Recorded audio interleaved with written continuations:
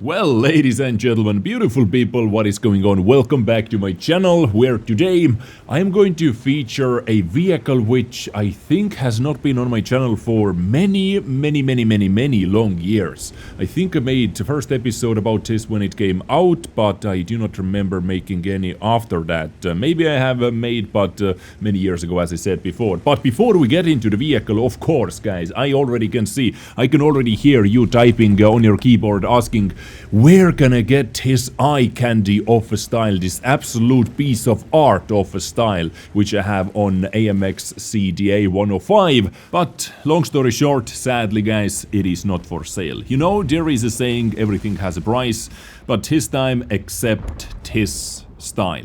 You cannot buy it, because I made it myself. I know, I'm very proud of it. You know, it has the base blue color with the potato style on it. Gun is purple, as it is supposed to be. Then in the front, the pear claws. In the rear, the checker style. On the side, Estonian flags, you know. And my favorite number 13 as well. It is beautiful, for me at least, and it is not for sale, ladies and gentlemen. Sorry, I'm very sorry to bring it to you. Anyway, talking about AMX CDA.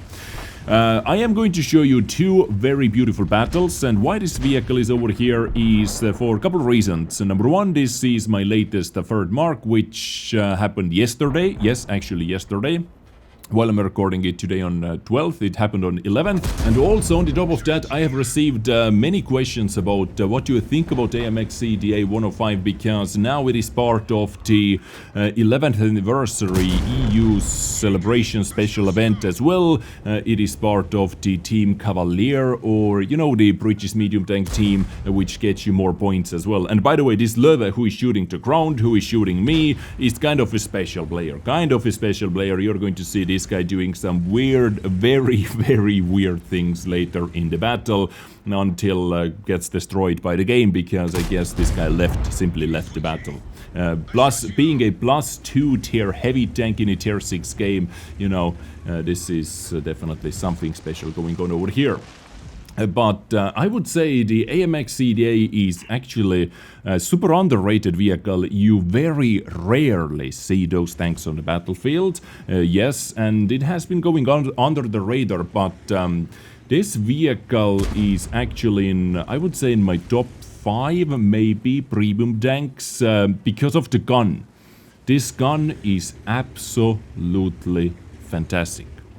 Of course, it has its derpy moments, it has its very crazy derpy moments actually, but it has very good base characteristics. Now, mostly I played with APCR rounds. As you can see, I have 25 left. You know, this was my loadout throughout the marking session. Mainly, I would say 98% of the times, basically, I was playing with this APCR round, because it has fantastic shell velocity, 1500 meters per second shell velocity in tier 8 on this tank, with 260 millimeters of penetration.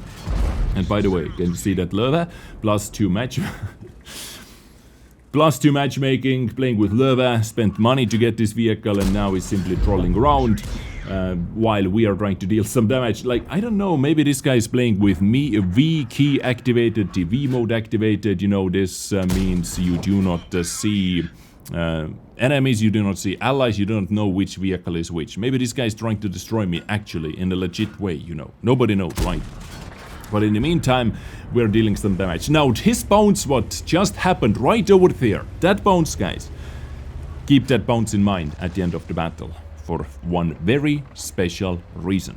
Alright, so CDA, 260 millimeters of penetration as well, with the standard APCR round, which makes this vehicle very enjoyable in almost every single matchmaking. You know, if the matchmaking is super heavy, tier 10, tier 9, yes, it can be very tough still, but because of this high penetration, shell velocity, a good gun, you can still deal damage in every single matchmaking. So I would say it is kind of part of the vehicles in my garage at least, which doesn't care too much about the matchmaking. You know, it doesn't care if you face tier 10s, it doesn't care if you face tier 7s, 8, 9s, you know, all those vehicles. It gets the job done in every single battle.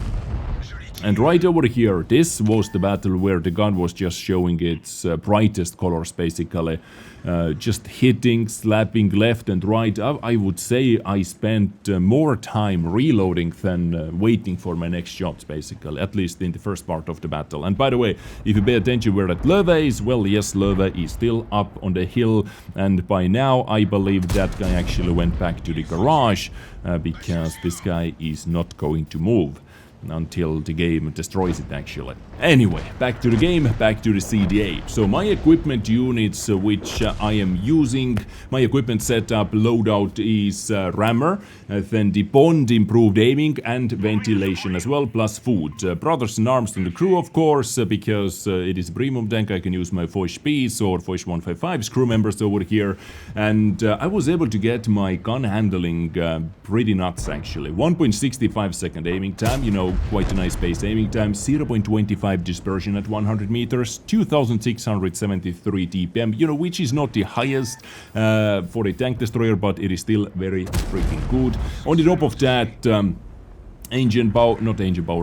mobility overall is quite neat. 26.39 power to weight ratio with 55 top speed, 18 moving backwards. So this means you are able to take those aggressive positions quite fast early in the game, early in the battle, and punish enemies that way. There are so many maps, so many positions, and there were so many battles where I was able to take those aggressive positions and get first 1 or 2 shots or sometimes 3-4 shots early in the game into the enemy vehicles because simply of the positioning, and this really, you know, gets you going, gives you a lot better mood for the entire rest of the battle.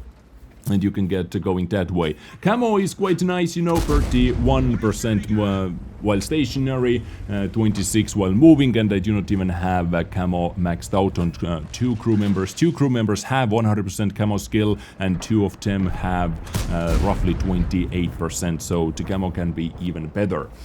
But of course, you know, as with everything, this has some flaws as well. The biggest flaw, of course, HP. Yes, the armor can bounce something, but usually do not count on your armor that much because, you know, in tier 9s, in tier 10s, in tier 8 battles, almost everything is able to penetrate you, and here it is. Progetto 46 has been knocked out as well. Beautiful battle, you know, top tier farming, ace tanker, Radley Walters, top gun, tank sniper, high caliber. But guys, do you remember I said keep that bounce on D28 in mind? Yes, the bounce actually would have been, if that bounce would have been a penetration, which this tank can do with standard rounds penetrate D28's upper plate, it would have been actually a Pools medal battle. Quite sad about that, but still quite hyped about the result. Beautiful credits, profit, 6k damage, some assistance as well. We damaged 12 vehicles in total in this battle. But now moving on to the next one, which was actually the battle which gave me the third mark on AMX CDA. At first, you know, knocking all those trees down, doing some deforestation over here, which is always very risky actually. Whenever I see someone doing this, whenever I see someone knocking over those trees, I am going to blind fire those bushes like absolutely no tomorrow. But in this situation, you know, I was knocking them over. I was simply praying, please do not blind fire me, enemy team. Please simply do not do that. Do not pay attention what is happening over there. But I didn't knock them over to sit in the middle of those trees right away. I was knocking them over for the later game. You know, you never know when enemy team is going to take the hill. Maybe they're pushing down, whatnot. You know, I want to set the position right from the get-go. Maybe in like 7 minutes, in 8 minutes into the battle, I need this position with all those trees already knocked over just like that. And, you know, fast forward this was a long battle, so I'm going to skip some very boring parts where absolutely nothing happened. So, roughly like 1.5 minutes later, enemy team is going to push up the hill, and Emil is basically with its crazy hull-down turret, you know, is keeping everyone spotted, and right now the gun is working absolutely superb as well. I took 3 shots at the guys who were trying to go up the hill, one into Revoloris, one into Turtle, one into Löwe, you know, just sharing some love to everyone, and all those shots were hits. When you see this happening, you know that the gun is working. In this this battle at least, because, you know, I have said the gun is beautiful, but it can make you so frustrated at the same time. I have had so many battles where fully aimed in shots simply miss, go high, left, northeast, southeast, whatnot, but in this situation, boom! 2 shots in a row into Lynx, and Lynx has been taken out. This was actually very key, because that Lynx can be extremely annoying, and that was one of the Lynx players who didn't go and do the open spotting, to do the active crazy scouting at the start of the battle. And usually when those type of wheeled vehicle players happen, those guys tend to be a bit better, you know, who are not going to do suicide scouting at first. But luckily, just a bit too greedy, going through the middle, getting spotted, and luckily we were able to slap that guy like no tomorrow. Now, time to set our focus back up the hill, because that fight has been going on here for a couple minutes already. Enemy RT has been hammering our guys just like that. Löwe received 334 damage from the enemy tier 8 artillery, and our RT is returning to favor. So I am simply trying to help those guys out over here, switching to heat round, because on the angle like that, Turtle 1 is actually very, very dangerous. Heat is kind of derpy in this. It has 310 millimeters of penetration, but the round itself is kind of derpy actually. And as soon as I noticed ELC moving up, I thought, I want to support this guy. I want to move up as well. Maybe that guy is able to spot Progetto 46, maybe Object 704 near the pond, you know, around their base. Or SU 130 or SU 101, I believe, is the vehicle. This battle is actually very tough, because it is neck to neck from the start to finish. Just look at the minimap, look up the hill, look at the graveyard, what is happening over there. We lost the 6 heavy tanks up the hill. Enemy team lost the tank destroyer as well, and some other heavy tanks. Medium tank went down over there. Meanwhile, E75 didn't go up the hill, didn't help out the hill that much. That's maybe one of the reasons why, you know, the fight over there lasted so long. Also, M60 was not up here from the get-go, basically. But I was able to put a beautiful shot into E75. I was simply praying, please, no fire extinguisher. But sadly, this guy actually backed a fire extinguisher. But still, I take that damage, I take that hit. And let's move on. So the M60 plus Defender and 121. Our 121 TM pushed up. That's a good push, but after noticing or after spotting 2 tank destroyers, I don't know, maybe this guy should have pulled back a bit, but at the same time, you know, it is kinda good for us and maybe good for the team as well, because was keeping the Löwe lit up for the artillery. Artillery was able to pick up the Löwe, and good for me as well, because I'm able to just punish that guy from here who was trying to get up the hill, that M60 vehicle. 121 full HP, but versus 2 tanks, versus 2 tier 9 tanks, you know, there is no chance this guy is going to win that fight, but luckily Artillery was able to put another shot into the Yo vehicle, and if the 121 is able to put one shot into, let's say, 704, that's already very, very good. In the meantime, trying to find an angles on enemy 75, on enemy Progetto. Our guys are slowly but steadily moving in. TVP got quite wrecked actually moving up there, but ELC is in the position, ISU 152K is in the position, and our Scorpion G is still behind the base rock, hoping to snipe that Centurion 7-1. And I now have to reposition one more time, because 122 TM went down. Good fight still, you did put them on a lot lower HP, so very nice effort.